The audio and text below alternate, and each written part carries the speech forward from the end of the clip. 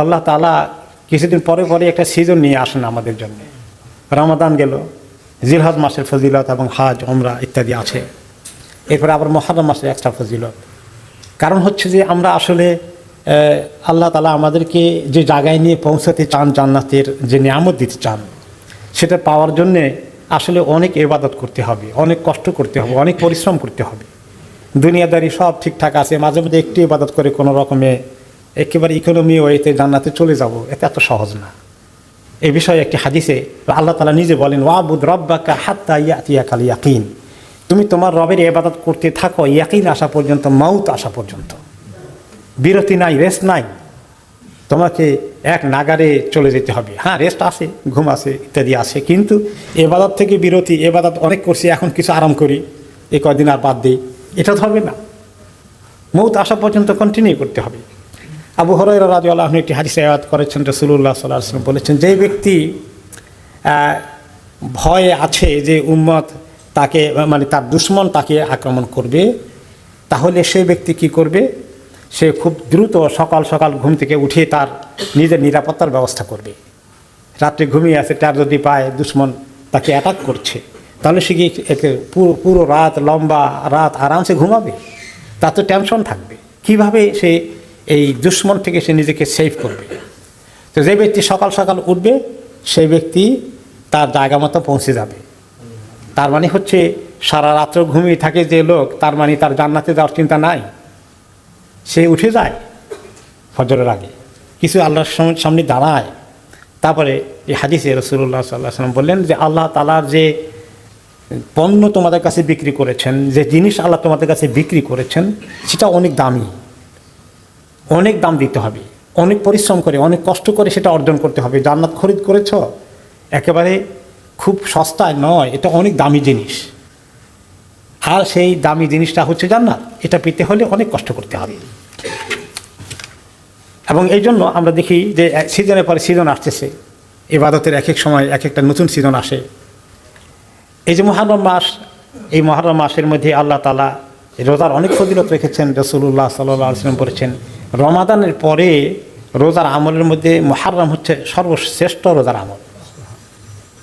এবং এই মুহররমকে তিনি বলেছেন হাদিসে, শাহরুল্লাহিল মুহররম, আল্লাহ তাআলার মাস মুহররম। সব মাসই তো আল্লাহ তাআলা আমাদেরকে দিয়েছেন, তো এই মাসকে আল্লাহর মাস বলার অর্থ হচ্ছে যে এটার খাস মর্যাদা আছে। আর মুহররম হারাম থেকে, হারাম 4টি মাসের মধ্যে এটা সেরা মাস। এবং এই মাসে আমরা দেখি যে শুরু হলো ইবাদত দিয়ে, আর গত মাস জিলহজ শুরু হয়েছে ইবাদত দিয়ে।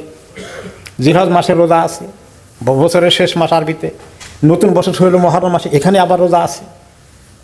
তো এইভাবে আল্লাহর ইবাদতের মাধ্যমে বৎসর শুরু হবে, আল্লাহর ইবাদতের মাধ্যমে বৎসর আমরা শেষ করব। আল্লাহ তাআলা এই রুটিন আমাদেরকে দিচ্ছেন। এবং নবী করিম সাল্লাল্লাহু আলাইহি সাল্লাম এই রোজার খবর কুরাইশদের কাছে থাকলেও মদিনায় যখন দেখলেন যে ইহুদিরা আশুরায় রোজা রাখে, তিনি জিজ্ঞেস করলেন, কেন এই দিন রোজা রাখো? সেদিন আল্লাহ তাআলা মুসা আলাইহিস সালামকে সাহায্য করেছেন, ফিরআউনকে আল্লাহ তাআলা সমুদ্রে ডুবিয়ে মেরেছেন। সেই জন্য মুসা আলাইহিস সালাম প্রতি বছরই এই রোজা রাখতেন শুকর আদায় করতে। তার সুন্নতকে আমরা অনুসরণ করছি। মুসা আলাইহিস সালাম উম্মতরা, ইহুদিরা বলল, তিনি বললেন যে মুসা আলাইহিস সালামের এই সুন্দর আমলকে তো, সুন্নতকে অনুসরণ করার হকটা আমার তোমাদের চেয়ে বেশি। তিনি রাখা শুরু করে দিলেন এবং বললেন যে ব্যক্তি এই মাসের এই রোজাটি রাখবে, আশুরার দিনে আল্লাহ তাআলা তার অতীতের গত বছরের গুনাহগুলোকে মাফ করে দিলেন। তারপরে সাহাবা কেরাম বললেন, ইয়া রাসূলুল্লাহ, ইহুদি নাসারাদের মতোই যেন না করি। বললেন, না, সবসময় ওদের মতো করবা না, তোমাদের আমলটা ডিফারেন্ট করবা। তা আপনি দেখি ওরাও একদিন রাখে, আপনিও একদিন রাখতেছেন। তিনি বললেন, ঠিক আছে, আগামী বছর ইনশাআল্লাহ যদি বেঁচে থাকি তাহলে 9 তারিখেও রাখবো। কিন্তু আগামী বছর তিনি দুনিয়া থেকেই চলে গেলেন। সেই জন্য আজকে আশুরা রোজা অনেকে রেখেছেন, গতকালকে রাখলে আরও ভালো হতো 2টা। যারা গতকালকে মিস করেছেন তাহলে তারা আজকে রেখে থাকলে আগামীকালকে রাখি, তাহলে সেটাও একটি সুন্নতের মধ্যে পড়ে যাবে। তো এইভাবে আমরা দেখতে পাচ্ছি যে আল্লাহ তাআলা আমাদেরকে এই আমল দিয়েছেন, এই মুহররম মাসের মধ্যে আশুরার আমল দিয়েছেন। আর এই ব্যাপারে আরেকটি হাদিস এসেছে যে আফদালুস সালাতি বাদাল মাকতুবা সালাতু ফি জাওফিল লাইল ওয়া আফদালুস সিয়ামি বাদা শাহরি রমাদান শাহরুল্লাহিল মুহররম। এখানে বলেছেন যে সর্বোত্তম নামাজ হচ্ছে ফরজ নামাজটা আল্লাহর কাছে, এরপরে হচ্ছে রাতের অন্ধকারে উঠে তাহাজ্জুদের নামাজ, আর রোজার মধ্যে রমাদানের পরে সর্বশ্রেষ্ঠ রোজার আমল হচ্ছে মুহররম মাসের রোজা। তা আমরা তো আলহামদুলিল্লাহ অনেকে রাখার চেষ্টা করছি।